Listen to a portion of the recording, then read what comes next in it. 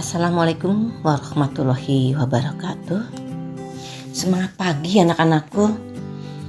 Selamat ya, kalian sekarang sudah duduk di kelas 11. Kesuksesan kalian di kelas 10 sama harus kesuksesan yang lebih tinggi lagi di kelas 11. Karena kesuksesan itu sangat tergantung pada usaha kalian, terutama dalam mengatasi berbagai tantangan dan rintangan yang kalian hadapi di kelas 11. Tetap semangat, tetap percaya diri, dan kamu katakan pada diri kamu sendiri, aku bisa. Baik anak-anakku sekalian, awal tahun pelajaran baru ini dalam bab 1 kita akan belajar mengenai harmonisasi hak dan kewajiban asasi manusia dalam perspektif Pancasila. Makna hak asasi manusia adalah kalian bisa menelaah dalam 3 hal. Yang pertama, orang dilarang menghilangkan nyawa orang lain atau nyawanya sendiri sekalipun. Jika terbukti melakukannya, negara akan mengenakan tindakan hukum. Yang kedua, tidak ada satu bangsa pun di dunia ini yang rela dijajah bangsa lain. Negara-negara yang pernah dijajah pun selalu berusaha membebaskan diri dari belenggu penjajahan tersebut. Yang ketiga, tidak seorang manusia pun yang ingin hidup sengsara. Ia akan selalu berusaha mencapai kesejahteraan bagi dirinya, lahir maupun batin. Dapatkah kalian menangkap makna tersebut? Jika kalian menyimaknya dengan sesama, artinya kalian akan paham bahwa diri manusia akan melekat dalam 3 hal tersebut, yakni hidup, kebebasan, dan kebahagiaan. Ketiga hal tersebut merupakan sesuatu yang mendasar yang harus dimiliki oleh kita. Tanpa ketiga hal tersebut, manusia akan hidup tanpa arah. Bahkan mungkin akan menjadi seutuhnya ya. Sesuatu yang mendasar itu dalam pengertian hak asasi manusia. Nah, di dalam Undang-Undang RI Nomor 39 Tahun 1099 isinya seperti ini. Hak asasi manusia adalah seperangkat hak yang melekat pada hakikat dan keberadaan manusia sebagai makhluk Tuhan yang Maha Esa dan merupakan anugerahnya yang wajib dihormati, dijunjung tinggi, dan dilindungi oleh negara, hukum, pemerintah, setiap orang demi kehormatan serta perlindungan harkat dan martabat manusia. Dihafal ya undang-undang mengenai HAM atau Undang-Undang RI Nomor 39 Tahun 1099. Dalam pengertian tersebut, pada hakikatnya dalam HAM terkandung 2 makna. Yang pertama, HAM merupakan hak alamiah yang melekat dalam diri sendiri manusia sejak dilahirkan. Hak alamiah adalah hak yang sesuai dengan kodrat manusia sebagai insan merdeka yang berakal budi dan berperi kemanusiaan. Tidak ada seorang pun diperkenalkan merampas hak tersebut dari tangan pemiliknya. Nah, hal ini berarti bahwa HAM bersifat mutlak tanpa pembatasan. Karena batasan seseorang adalah HAM yang melekat pada orang lain.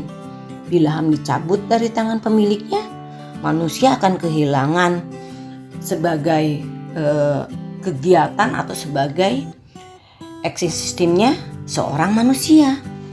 Nah, yang kedua, HAM merupakan instrumen atau alat untuk menjaga harkat dan martabat manusia sesuai dengan kodrat kemanusiaannya yang luhur. Tanpa HAM, manusia tidak akan dapat sesuai dengan harkat dan martabat kemanusiaan sebagai makhluk Tuhan yang sempurna. Misalnya, kalau kalian menuntut ilmu merupakan salah satu bentuk perwujudan dari hak asasi manusia. Seperti kalian ya sudah mendapatkan ilmu di SMA Negeri 1 Warung Gunung, Kabupaten Lebak ya. Artinya kalian sudah mendapatkan hak untuk belajar ya. Dibandingkan dengan hak-hak lain, hak manusia memiliki ciri. Yang pertama hakiki, adalah hak manusia yang mempunyai hak asasi. Semua umat manusia yang sudah dipunyai atau yang sudah punya dari sejak lahir. Yang kedua, universal. Artinya hak manusia berlaku pada semua orang tanpa memandang status, suku, bangsa, gender atau perbedaan lainnya. Yang ketiga, tidak dapat dicabut.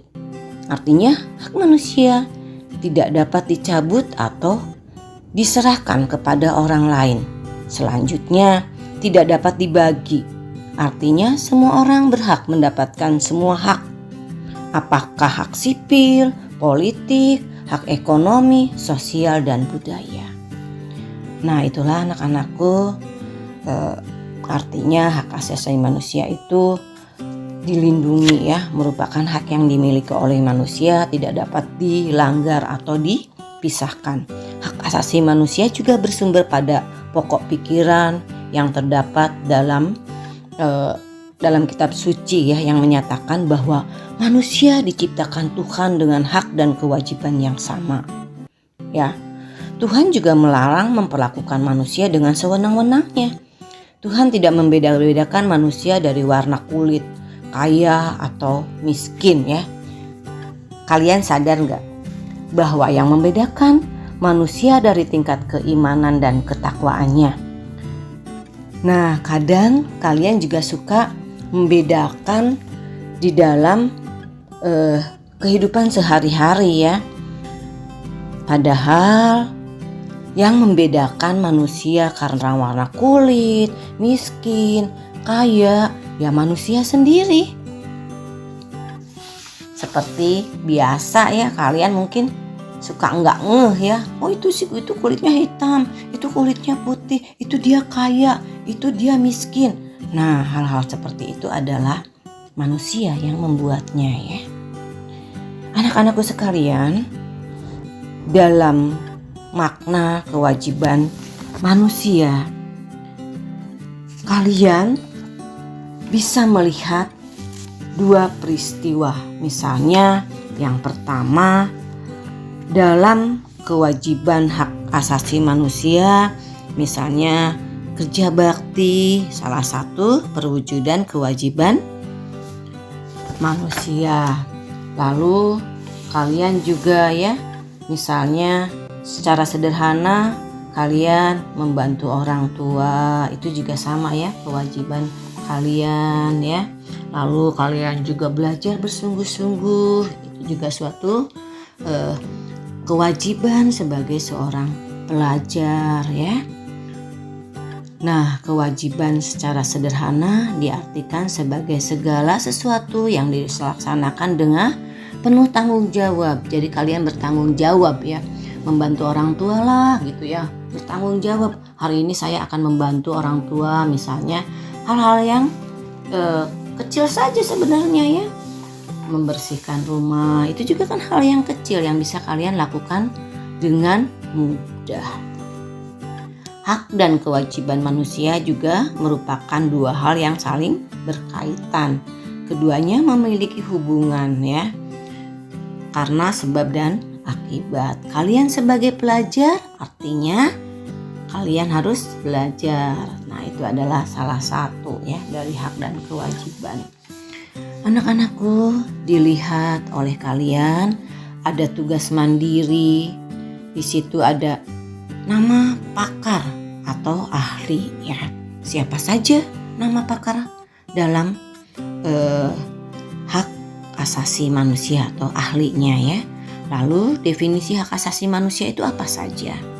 Lalu kalian bisa mendefinisikan kewajiban hak asasi manusia. Itu tugas mandiri untuk kalian nanti ya.